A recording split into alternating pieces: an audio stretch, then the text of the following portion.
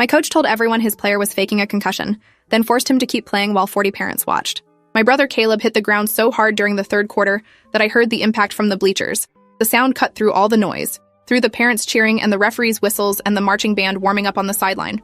Just this sick, hollow thud like someone dropping a bowling ball on concrete. Caleb was our team's starting linebacker, and he'd been going for a tackle when the other team's running back lowered his helmet at the last second. Crown of his helmet went straight into Caleb's face mask. Physics did the rest. I was 15 and sitting with my best friend Whitney in the student section, but I jumped up immediately because something about that hit felt wrong. Different from all the other hard tackles I'd seen in 3 years of watching high school football. Caleb stayed down for maybe 5 seconds before trying to get up, but his legs weren't working right. He got to his knees and just froze there, swaying slightly like a building about to fall. The ref threw his arms up in an X to signal injury timeout, and everyone in the stadium went quiet. Coach Brennan jogged onto the field with his clipboard, not the athletic trainer. That should have been the first warning sign.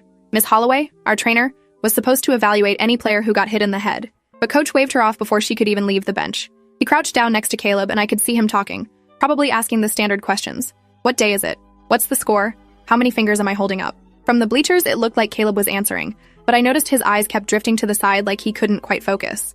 Coach stood up after maybe 30 seconds and signaled to the ref that his player was fine. He literally pulled Caleb to his feet by his face mask and walked him to the sideline with one hand on his shoulder pad.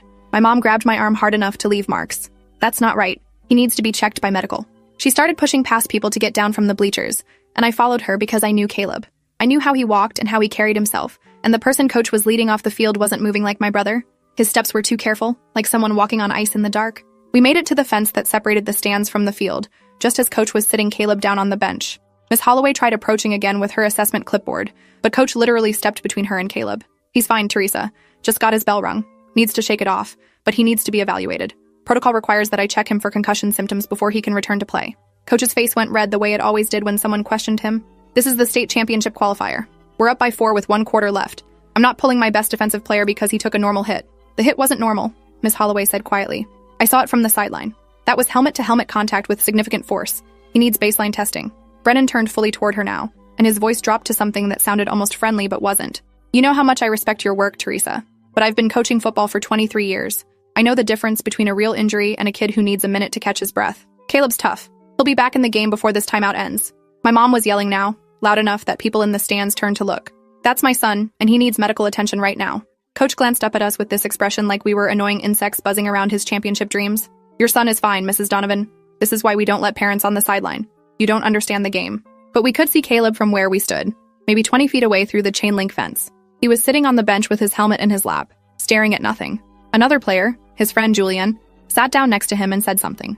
Caleb turned his head to look at Julian, but the movement was wrong, delayed, like his brain was processing everything through water. Then Caleb threw up. Not much.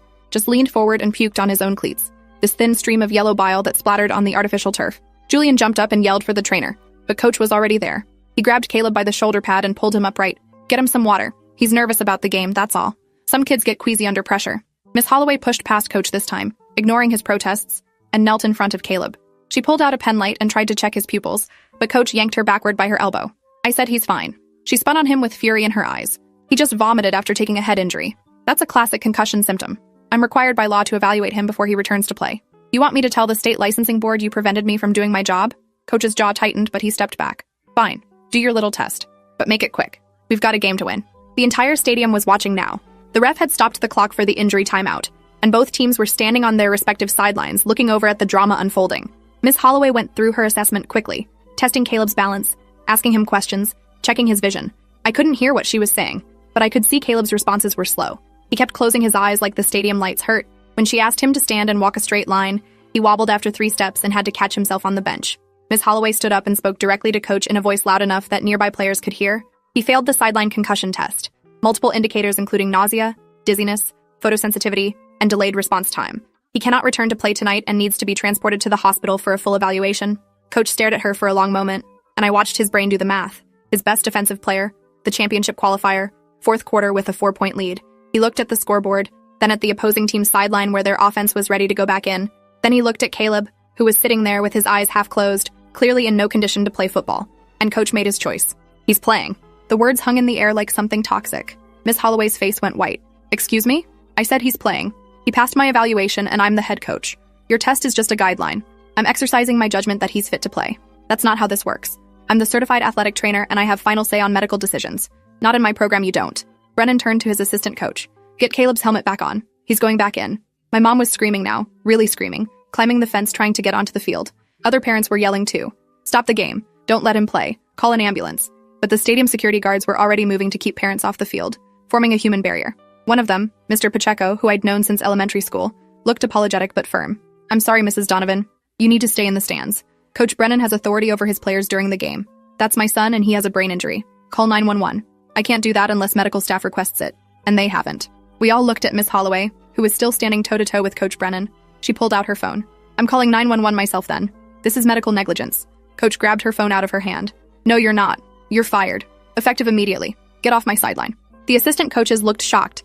A few players had stopped what they were doing to watch this confrontation. Julian stepped forward and addressed Coach directly.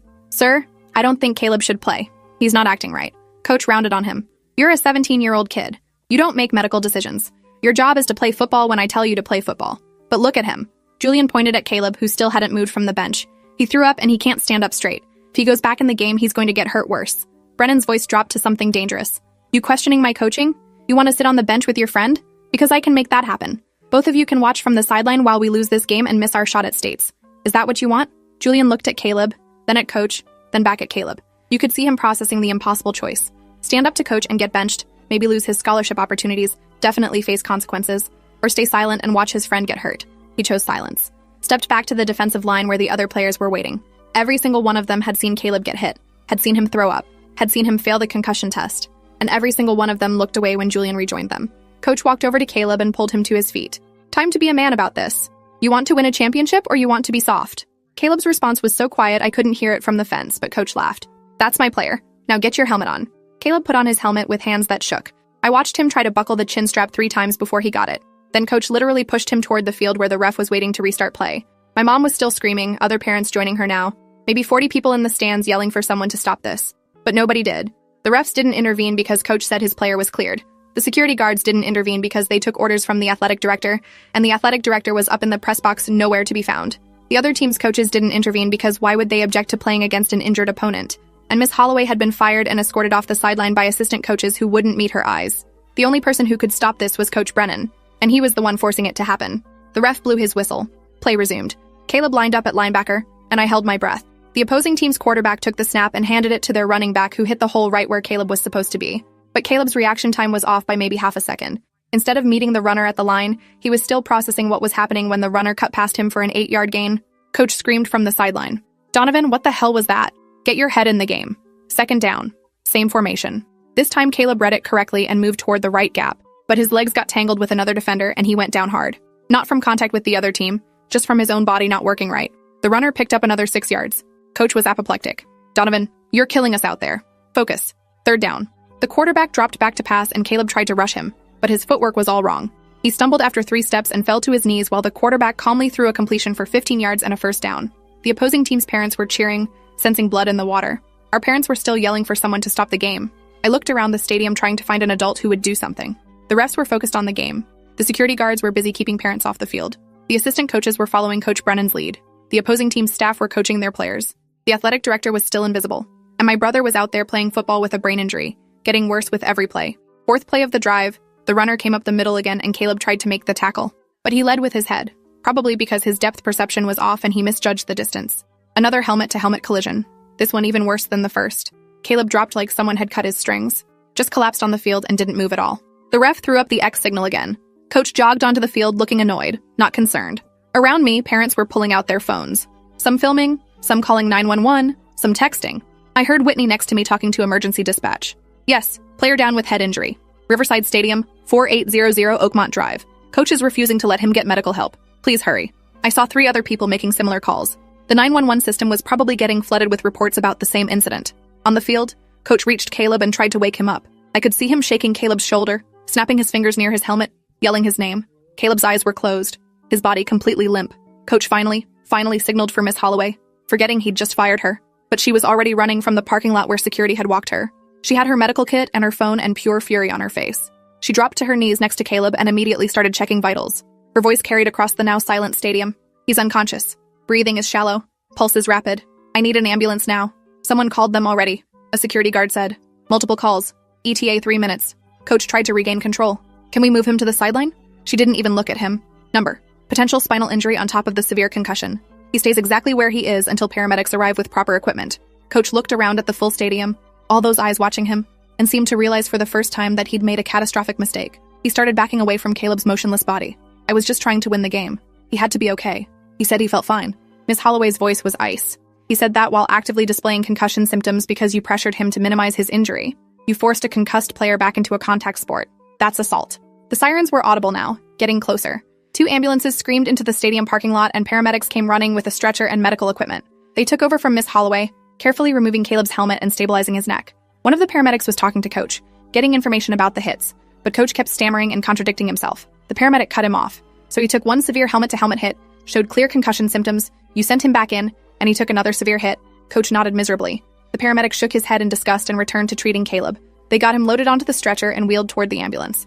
My mom jumped the fence finally, security guards not even trying to stop her anymore, and ran to climb in the ambulance with Caleb. I'm his mother. I'm coming with him. The paramedic nodded and helped her up. They closed the doors and the ambulance pulled away with lights and sirens, leaving the stadium in shocked silence.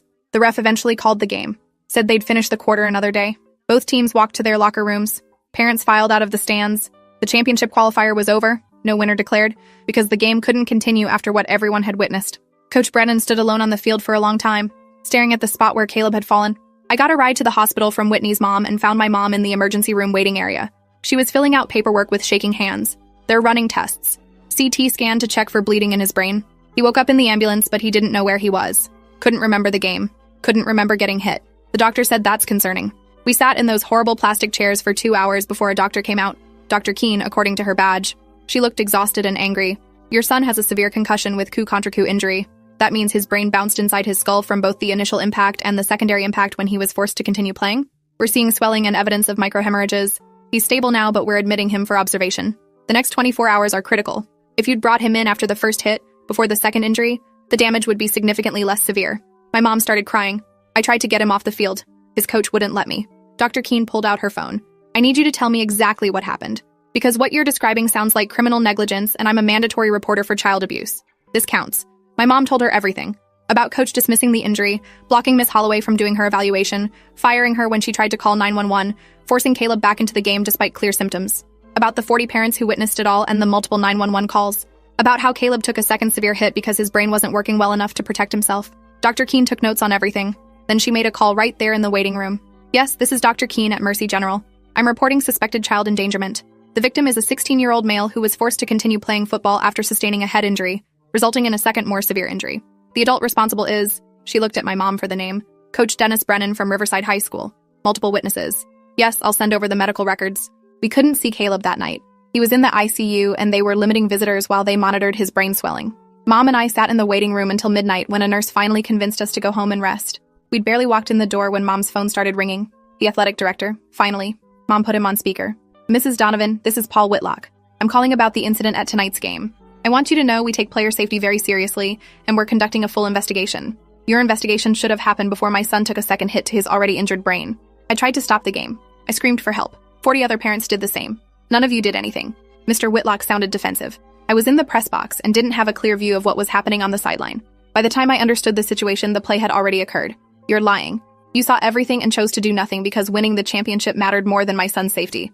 Mrs. Donovan, I understand you're upset, but I need to ask that you refrain from speaking to the media about this incident until our investigation is complete. You want me to stay quiet while you figure out how to cover this up? My son is in the ICU with brain damage. I'm talking to anyone who will listen.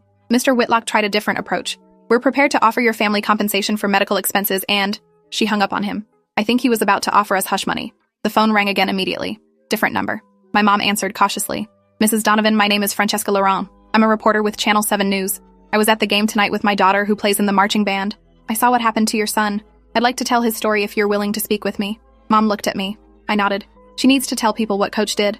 Mom agreed to meet with the reporter the next morning. We barely slept. The interview happened in our living room at 8 a.m. Francesca brought a cameraman and had Mom sit on the couch while she asked questions.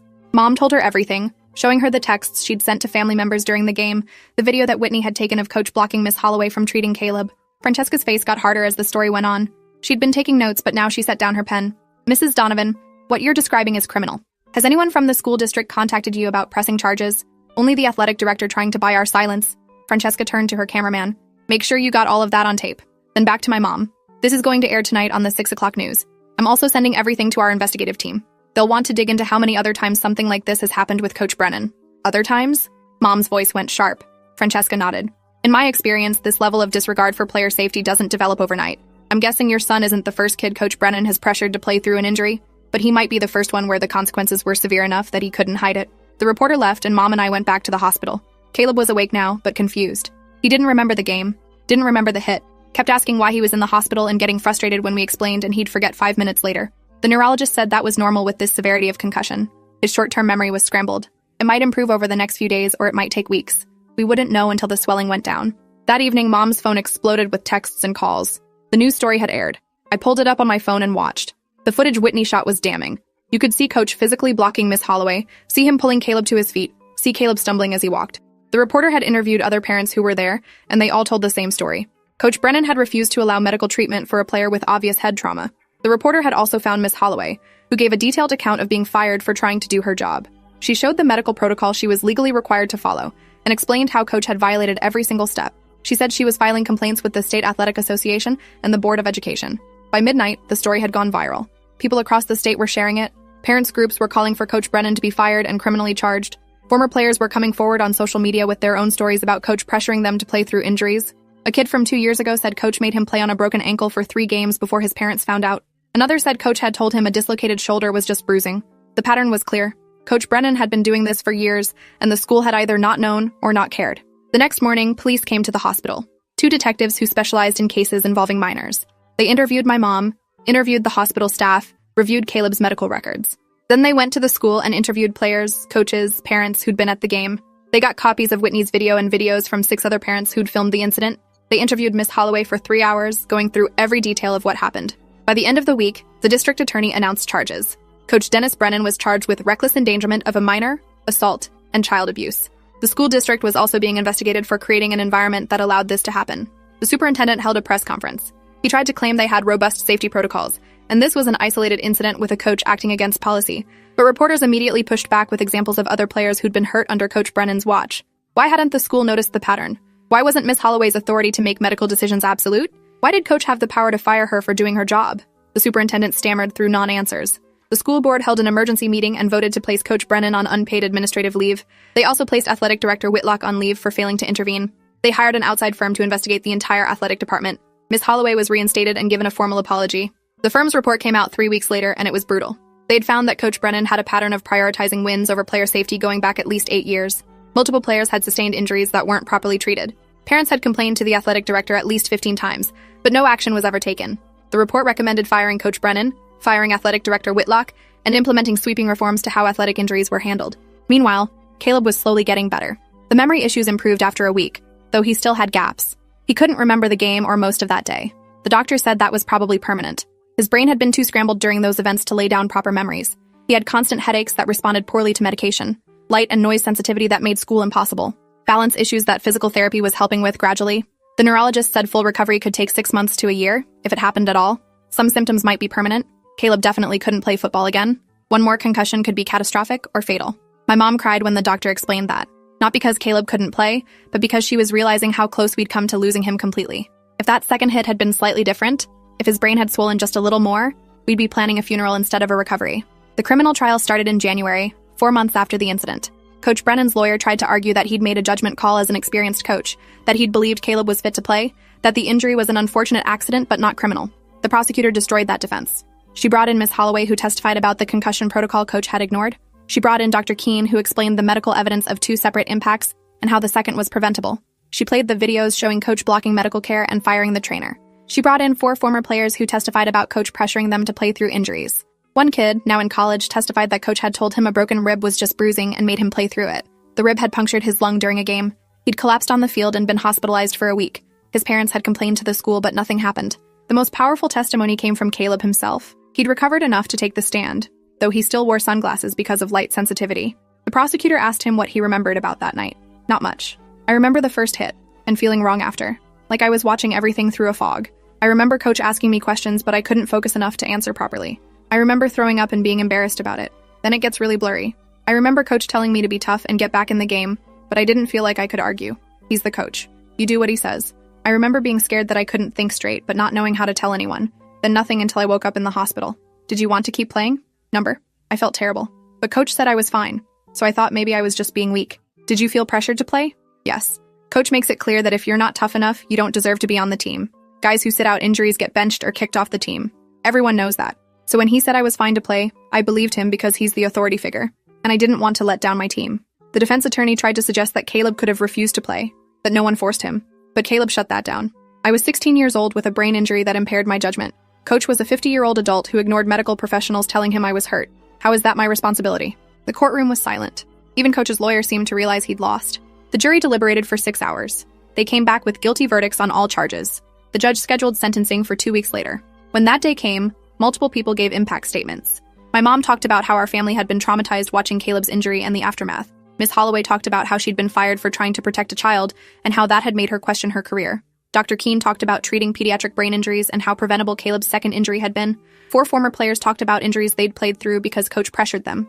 And Caleb talked about his ongoing symptoms, how he still couldn't read for more than 30 minutes without severe headaches, how loud noises made him nauseous, how he'd had to leave the robotics club he loved because he couldn't focus on complex tasks anymore, how he'd lost his junior year of high school to recovery and might never fully get back to who he was before. The judge listened to everything and then addressed Coach Brennan directly. You were in a position of trust and authority over minor children. You prioritized winning a football game over a child's safety. You ignored medical professionals. You fired a trainer for trying to do her job. You pressured an injured child to continue playing a dangerous contact sport, resulting in significant and lasting harm. Your actions show a pattern of putting athletic success above the welfare of the children in your care.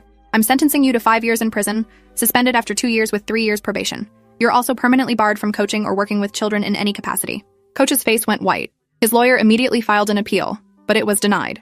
Coach Brennan reported to prison 3 weeks later. The school district settled a civil lawsuit with our family for an amount that was sealed by agreement, but it was enough to cover all of Caleb's medical bills and future treatment, plus fund his college education.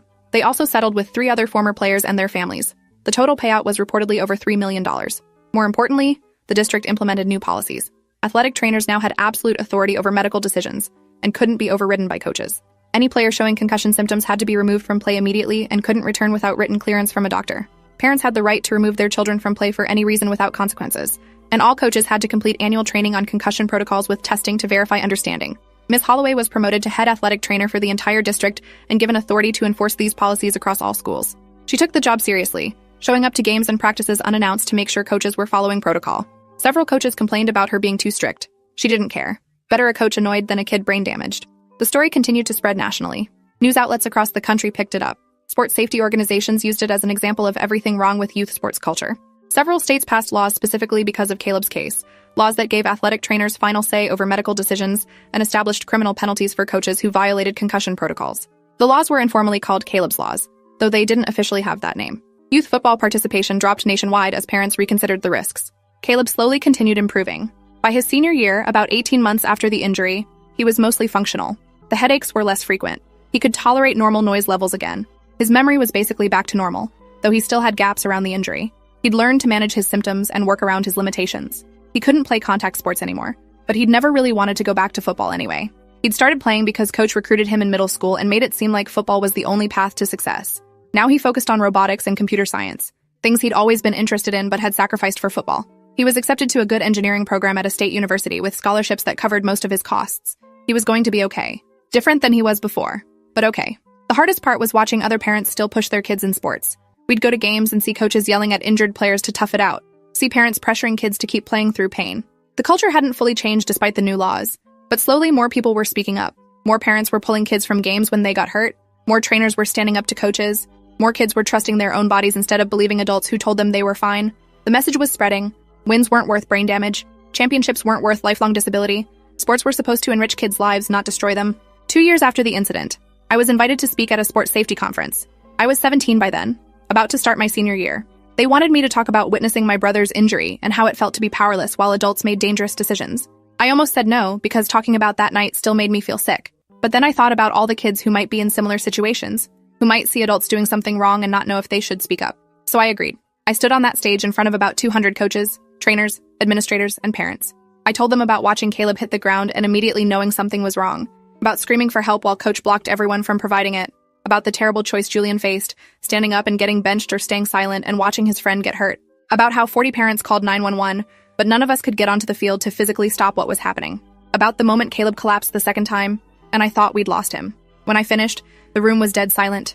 Then a coach in the third row stood up. He was maybe 50, probably coached for decades. He looked directly at me and said something I'll never forget. I was Dennis Brennan. Not literally, but I coached like him. Pushed kids to play through pain. Valued toughness over safety. Dismissed injuries as weakness. I thought I was making them strong. Your story made me realize I was hurting them. I changed everything about how I coach after your brother's case became public. I'm grateful no kid on my team had to go through what Caleb did for me to learn that lesson. Several other coaches nodded in agreement.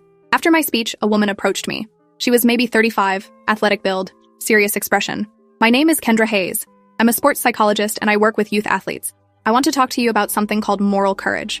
That's what you and the other kids showed that night when you kept trying to help your brother despite adults telling you to stop. Most people think courage is physical, doing something dangerous or difficult. But moral courage is standing up for what's right even when authority figures tell you you're wrong. That's harder. That's rarer. And it's what changes systems. She handed me her card. I'm working on a training program for young athletes about recognizing dangerous situations and finding their voice to push back against adults who are making bad calls. Would you be willing to help develop it? Share what you learned about when to trust your instincts over authority figures? I took the card and agreed. Over the next year, I worked with Kendra and her team to create a program called Speak Up, Save Lives. We taught kids how to recognize medical emergencies, understand concussion symptoms, and advocate for themselves and teammates when coaches or parents were pushing too hard. We gave them language to use like, I don't feel safe continuing, and I need to see a trainer before playing more. We taught them that protecting their bodies wasn't weakness, it was intelligence. We taught them that real toughness was having the courage to stop when something was wrong, not playing through preventable injuries. The program was implemented in 20 school districts in our state and was spreading to others. Thousands of kids were learning these skills, learning to trust themselves, learning that their safety mattered more than any game. Caleb graduated high school with honors despite missing significant time during his junior year. At graduation, he was awarded the district's first ever Athletic Courage Award, created specifically for him. The award recognized student athletes who prioritized health and safety over competitive success. Future winners would be students who spoke up about injuries, helped injured teammates, or stood up to coaches pushing dangerous practices. Caleb gave a speech when he accepted the award. He talked about how much he'd loved football before the injury, how he'd dreamed of playing in college, how that dream had died on the field that night. But he said something unexpected. He said the injury, as terrible as it was, had freed him from a pressure he hadn't realized he was under. The pressure to sacrifice everything for a sport, to tie his worth to his athletic performance, to believe that his value as a person depended on being tough and never showing weakness. Losing football had forced him to figure out who he was beyond being an athlete, and he'd discovered he was someone he liked better, someone interested in building things and solving problems and helping people, someone who didn't need to prove his toughness by ignoring his body's warning signals. The injury taught me, he said, that your health is not something you gamble with. Your brain is not something you sacrifice for a trophy. Your future is not worth trading for one season of glory. I wish I'd learned that lesson differently, but I'm grateful I survived to learn it at all. The auditorium gave him a standing ovation that lasted 5 minutes. Coach Brennan was released from prison after serving 2 years. He came out to a world that had completely changed on youth sports safety. His name had become synonymous with everything wrong with competitive athletics. He couldn't get a job coaching, couldn't get hired at sports facilities or schools.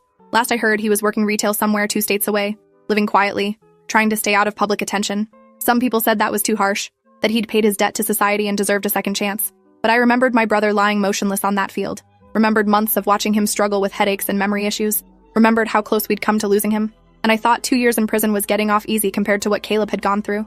The assistant coaches who'd helped coach that night faced consequences too. None were charged criminally, but several were fired or resigned under pressure. The one who'd physically escorted Miss Holloway off the sideline never coached again. Athletic director Whitlock was fired and blacklisted from education jobs. The school board president who'd initially defended the school resigned after public pressure. The system that had enabled Coach Brennan for so long was being dismantled piece by piece. But change was slow. 3 years after Caleb's injury, there was another case in a different state. A coach pressured a kid to play through a suspected broken arm. The arm wasn't broken, just badly sprained, but the principle was the same, prioritizing the game over the player's well-being. That coach was fired immediately and faced criminal charges, which showed the culture was shifting. But it also showed we hadn't fully solved the problem. The drive to win, to succeed, to prove dominance was still there. It would always be there in competitive sports. The challenge was channeling it in ways that didn't destroy kids in the process. I started college with a plan to study sports medicine and work as an athletic trainer like Miss Holloway. I wanted to be someone who could stand between coaches and players, who could be the voice of medical reason when competitive pressures got too high. My first semester, I volunteered with the training staff at football games. I watched them work, saw how they managed injuries, learned the protocols. One game, a player took a hard hit and stayed down. The trainer immediately ran onto the field. The coach tried to wave him back, said the player was fine.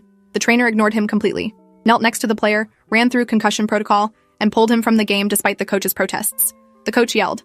The trainer didn't care. The player was done for the night and couldn't return without medical clearance. Exactly how it should have been with Caleb. After the game, I approached that trainer. His name was Marcus Townsend, and he'd been doing this for 20 years. I told him about my brother, and he nodded slowly. I remember that case. That's actually why I'm so strict about the protocols now. I used to be more willing to compromise with coaches, give them the benefit of the doubt. After what happened to your brother became public, I realized I'd been wrong.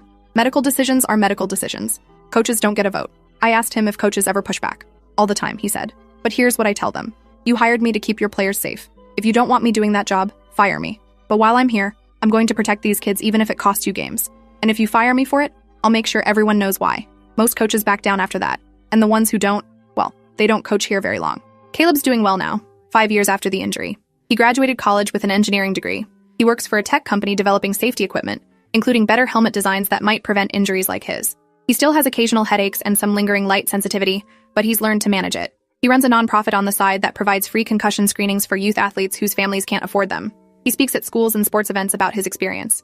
He's turned his trauma into purpose, which I think is the healthiest possible outcome. Mom still has nightmares about that night. She'll wake up sometimes saying she can hear the sound of Caleb hitting the ground. She goes to therapy for it. She's become a fierce advocate for sports safety reforms, serving on committees and speaking at board meetings. She's made it her mission to make sure no other parent watches helplessly while their child gets hurt and adults do nothing to stop it. As for me, I did become an athletic trainer. I work at a high school now, same job Miss Holloway had. And every game, every practice, I remember what I saw happen to Caleb. When a player shows any sign of injury, I don't care what the coach says. I don't care what the score is. I don't care if it's the championship game. That player comes out and gets evaluated properly. Period. I've been yelled at by coaches, had parents complain that I'm too cautious, but I sleep well at night knowing I've never sent an injured kid back into a game. And in 5 years of doing this job, I've pulled maybe 20 players who probably would have kept playing under a different trainer. 3 of them had concussions they didn't realize were that serious. 1 had a broken bone he thought was just bruised. 2 had heart conditions we caught before they became emergencies. I probably saved those kids from serious injuries, maybe saved their lives. And that matters more than any game we might have won with them playing hurt. The culture is changing. Slowly. Not fast enough, but it's happening. More coaches are getting trained on concussion protocols. More parents are educated about warning signs. More kids are empowered to speak up when something feels wrong. More trainers have the authority to make medical decisions without interference. Caleb's case was a catalyst for a lot of that change. His injury was so public, so well documented, so clearly preventable that it became impossible to ignore. It showed people what could happen when winning mattered more than safety. When adults failed to protect kids in their care. When the system enabled dangerous behavior instead of stopping it. 5 years later, we're still dealing with the aftermath. Still fighting to change a culture that's been developing for decades. But we're making progress. And every kid who gets pulled from a game for a possible concussion, every coach who prioritizes player safety over winning, every trainer who stands up to pressure, every parent who trusts their instincts, that's evidence the system is getting better. It's not perfect. It never will be. But it's better than it was. And it's better than it was because people saw what happened to Caleb and decided it could never happen again. Not on their watch, not to their kids, not in their schools. That's his legacy. That's what came from those terrible 3 minutes when he was forced to play with a brain injury. He changed youth sports, made them safer, saved kids he'll never meet from injuries they'll never sustain. Appreciate you watching this far. If you enjoyed it, drop a like, leave a comment, and subscribe so you won't miss the next story.